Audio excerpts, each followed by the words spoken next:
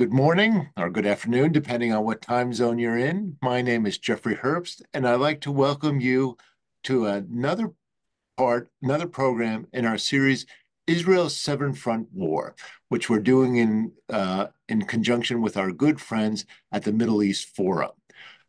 Today, we'll have a very special conversation on Syria with Hadeel Oueis. But first, let me welcome you to AJU's Open Learning Platform. Since the beginning of the pandemic, we've sponsored hundreds of programs to entertain, educate, and inform you. We hope that you'll go to our website, www.AJU.EDU often to see the exciting programs coming up. Next week, on June 17th, we'll have another in a series on Israel's seven-part war, this one focusing on Iraq. It's a pleasure today to welcome Hadeel Oueis to the program. Hadeel leads communications on behalf of the Center for Peace Communications, an advocate for liberal democracy in her native Syria during the historic uprising against Bashar al-Assad. She subsequently located to the United States. She serves as a reporter for the Saudi daily Al Riyadh and now hosts bi-weekly programs on two leading independent networks in the region, Iraq's Al-Shakira and Yemen's AIC. She frequently appears as a commentator on some of the region's largest indigenous networks and the Arabic editions of BBC, Deutsche Welle, and Al Hurra. Hadeel, welcome. So glad that you're with us today. Thank you for having me, Jeffrey. I'm happy to be here. Hadeel, focusing on Syria, which to some extent has kind of fallen off the radar of the media in light of Israel's war in Gaza and the like, but can you tell us the current status of the Assad government?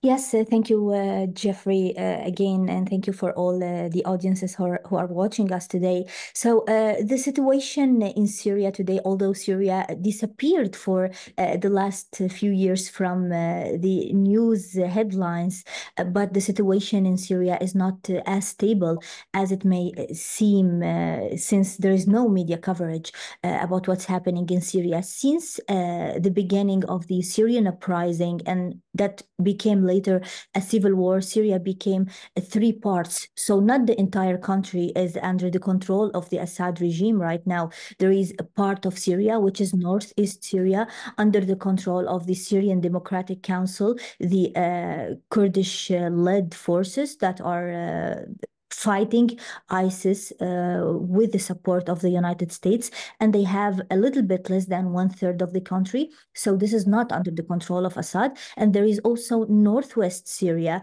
which is split between Turkey-backed militias control and other Islamist groups led by HTS, Hayat Tahrir al-Sham, which is a branch of Al-Qaeda.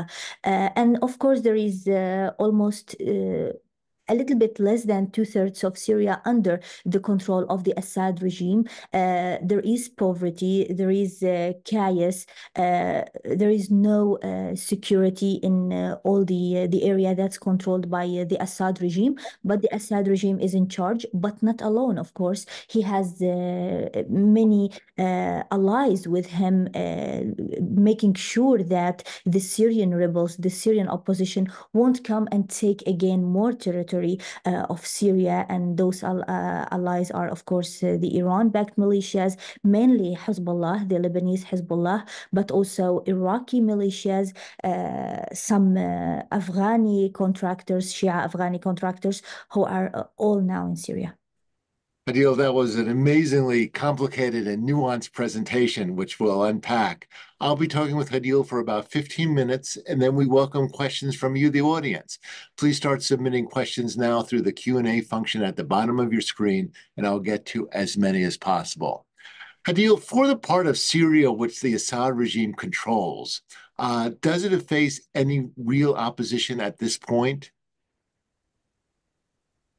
It's hard to see people expressing their opposition in Assad control areas due to what I just mentioned. There are militias in the country. There is oppression. There is a very oppressing system in place in these areas. And there is also the very bad memories of the years of the civil war when Assad and Iran-backed militias, along with Russia, of course, killed thousands and thousands of civilians in a very long, bloody war because the Syrian people started the uprising calling for democracy, calling for change. So people who lost families, lost beloved ones, they were also displaced. They lost people due to displacement. They are not daring to go against Assad publicly again. But of course, at least in social media, we see a lot of campaigns from the people in Assad control region expressing their frustration from Assad's failure to control the country or to take care of their even basic needs. Here they are not asking for democracy anymore, but they are asking for a stable life economic wise and all of that, and all of that does not exist in Assad region. And what's also remarkable is that we see new groups of Syrians like the Alawites, the people who Assad belonged to, the group that Assad belonged to. They are also frustrated from the continuous decline uh, or the crisis that's becoming worse and worse every day for everyone, all the groups, all the communities in Syria. So people who did not want to join the uprising in the previous years, they understand today that Assad regime should go. There should be some sort of change in the country so things will improve. Because as some of the audience may know, that there are still until today sanctions applied on Syria.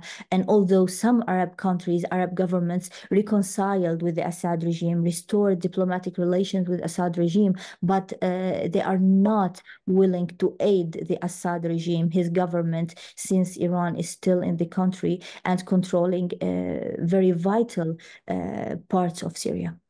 Yeah, let's get to that last point, which seems vital. How would you describe the relationship between Syria and Iran? It's a beneficial relation, but it's key and it's important for Assad's survival. Assad, although, as I mentioned, he had relations now with some Arab countries, some governments around the world, but he trusts no one but Iran because his existence is very related to Iran's existence. And also for Iran, it's very important that the Assad continue to survive because now if we look at the Arab countries, as governments, the Assad regime is the only official Arab government that's opening the doors of his country to Iran without any limitations. Like, for example, in the Lebanese and Iraqi models, yes, there are militias that are close allies for the Iranian regime, but they are militias, they are not governments. While in Syria, there is this very close relation. But of course, Iran is not doing all of that for free for Assad. Iran is now controlling very important phosphate fields in Syria, some oil fields, some of the most important quarters and regions in the Syrian capital, Damascus, and all of that. Iran is taking it because they're telling Assad, we put a lot of blood and treasure in this war, and we want to be paid back. And because the government doesn't have any money, they are giving up parts of Syria and parts of the Syrian resources to Iran, and of course to Russia as well. Let's move now to Israel and Syria. How would you describe the current situation? So Assad regime, due to his close relation with Iran, he is representing the Iranian position from Israel. Israel is an enemy for him. But what's happening in Syria today is very interesting because the Syrian people for very long time were oppressed by the Assad regime under the excuse that he is fighting Israel, and he is standing up for the Palestinians and the Palestinian issue. So the Syrian people had to say nothing, had to accept all the oppression, accept all the poverty, all the struggling by the Assad regime, the father and the son, because they are the defendants of the Ummah and defendants of the Arabs and Muslims from Israel. But over the years of the war, and because the Syrian people suffered a lot, lost a lot, on the hands of the Assad regime and his Iranian allies, they started to realize that Israel is not the enemy. The Assad regime is the enemy. The ones who killed the Syrian people are the enemies: Russia, Iran, and the Assad regime. And this is why we see now in Syria a big reaction on what the Syrians stand for a long time when it comes to how they view the relation with Israel. Actually, in one of the reports that we conducted recently in Jusur News, and it is an Arabic initiative launched by the Center for Peace Communications, we had a report from the ground from northwest Syria that's controlled by the Syrian opposition, and the people are frustrated from how Assad is trying to drag Syria into the conflict with Israel. And furthermore, they are frustrated that all the international media, even here, the media in the United States, how all the focus is on Gaza, how the war in Gaza is being portrayed, all the exaggeration around what's happening in Gaza, while the media is ignoring the suffering of the Syrians. The media, in their opinion, the opinion of the people on the ground in northwest Syria, that is doing what Iran wants, doing what the Assad regime and similar governments want, which is put all the focus on the war in Gaza, put all the blame on Israel regarding what's happening in the Middle East, while ignoring very key and important conflict and big suffering for the people, like the one that's taking place and continue, by the way, to take place against the Syrian people by Iran-backed militias. They were even telling us that the international organizations, the UN-related organizations, stopped from giving them aid, stopped from delivering aid to areas in Syria that are much relied on the UN aid, because all the aid is directed into Gaza. And this is what part of the Syrian communities are feeling now toward what's happening in Gaza and the Israeli-Palestinian issue in general. Do you think there'll be a war on Israel's northern front that will involve Lebanon, of course, but also Syria, as Israel's escalation with Hezbollah seems to continue? Mhm. I think part of Iran's strategy now at this point, because Hamas is losing, is to try to push Hezbollah to involve Lebanon more in a conflict with Israel, which is, by the way, also something that a big majority of the Lebanese people refuse. They don't want war with Israel. They don't want Hezbollah to portray himself again like the Assad regime, the defender of the Palestinians, or the one who is in charge of this confrontation with Israel. They simply don't want to be in war with Israel. They simply don't think that their suffering is because of Israel. So I think Hezbollah is going to escalate more and more. And because unfortunately, for a very long time, Hezbollah was able to grow his capabilities, grow his political and military controlling capabilities on the borders of Israel. From the Syrian side, I think the Assad regime feeling toward Hamas has some differences if we compare it to Hezbollah, because Assad regime also think that Hamas aided some Islamist jihadist groups inside Syria against him. He accuses Hamas of having some ties with Al Qaeda, for example, that rebelled against the Assad regime. So Assad is watching and he's happy to see this conflict. He wants both Hamas and Israel to lose more blood, to lose more time and more resources. So I don't think he's very willing to let Syria enter this war. But of course, the capabilities that Iran militias is building inside Syria on the long term is very dangerous for the security of Israel and for the U.S. national interests. Hadeel, we're getting a lot of questions, so let me go to those. And please, audience, please keep submitting them. We'll take your questions for the next 10 or 15 minutes. Hadeel, one member of the audience writes, what areas is the U.S. military operating in, and what are they doing? Because this is another area not much covered by the media. Yes, of course, the media seems to want the American people to forget that the United States has troops in Syria and what the mission is. And of course, there are a couple of thousands of American troops in northeast Syria mainly. The mission is to be in the front lines supporting SDF, the Syrian Democratic Forces, to ensure the defeat of ISIS, ensure that ISIS won't be back anymore. So the area is where the ISIS caliphate took place. This is the nature of the mission. Unfortunately, the U.S. troops I don't see that they are in a safe position because this mission maybe need to be more developed into also securing the area, not only from ISIS, but also from Iran militias, because Iran militias are also in the same area where the US troops are, but there is no activities against Iran-backed militias. Another very interesting question from the audience. What's the source of income for the Assad regime? Mhm. So Assad regime is making a lot of money from. Let's first talk about Syrians overseas.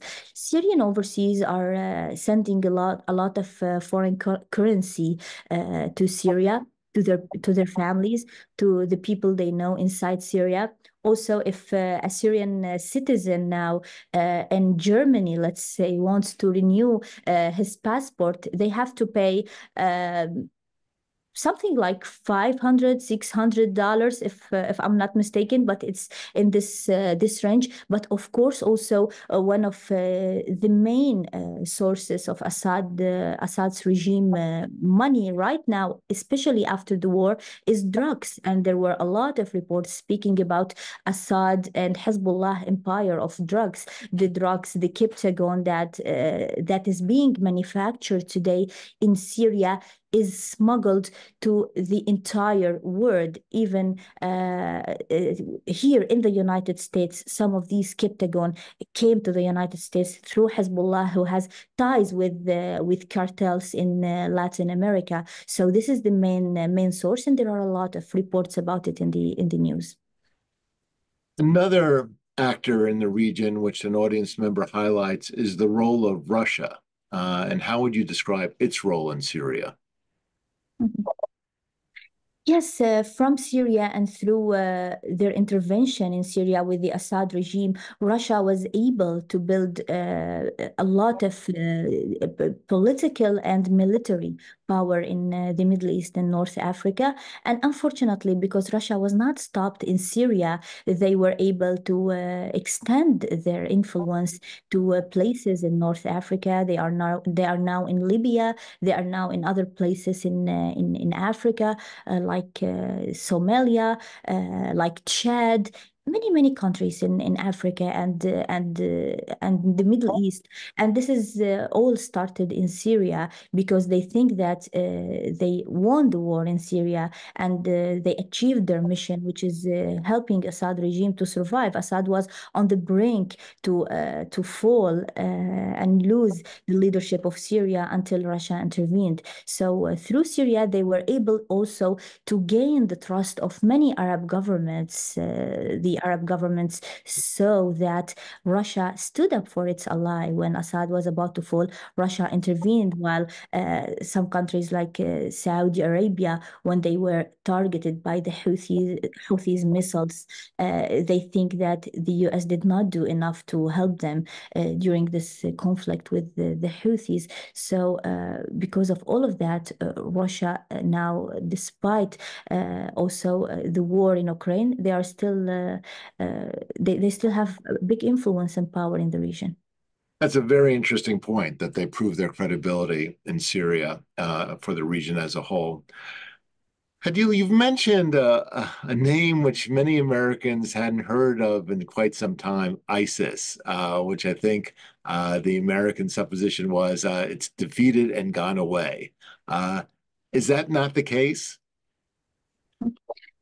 So I came from the area where ISIS emerged, northeast Syria, and I know the area very well and the what happened and what's happening today. And I think ISIS is an idea, and the idea still exists. It is still there in eastern Syria. It is still in Iraq.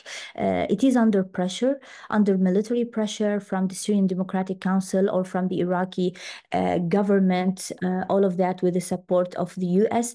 But ISIS as an idea needs a lot of work to defeat it. And unfortunately, this work is not being done. This is part of the things that we are trying to do in Jusur News and the Center for Peace Communications, advocate and speak about the positive things in the region, try to portray the good stories, try to speak about the good results for the communities when the communities are distancing themselves from extremist ideas from all sorts and types, whether it is anti-Semitism, whether it is Islamist, jihadist ideas. We are trying to do so, but there is still a lot of work that needed to be done, that we are able to defeat ISIS and prevent similar organizations to emerge from the region. Have you, another member of the audience asks about the role and number and condition of Palestinians in Syria, and how would you describe that?